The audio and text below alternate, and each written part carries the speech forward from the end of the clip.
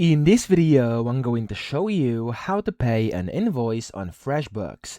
Now, to do this, if you are a client and you are trying to pay online, you simply want to find your email where the invoice is, and you want to open the invoice and pay it from there using your preferred payment method like cards, bank transfers, PayPal, whatever you're using, okay?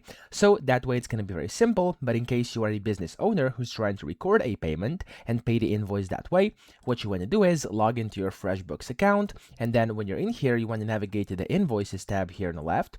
Then you want to locate the specific invoice where you want to pay it. So I'm going to click on over here.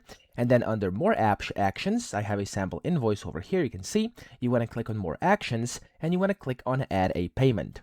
In here, you want to select the amount, the payment date, and then the method as well. We're just going to do a bank transfer over here, and you have some notes over here if you want to as well. And then here you can just click on add payment. Also, you can send client a payment notification email. Click on add payment over here. And whenever you do that, there we go. You've successfully paid an invoice on FreshBooks. So I hope this video helped you out. If it did, please subscribe to the channel and help me out as well.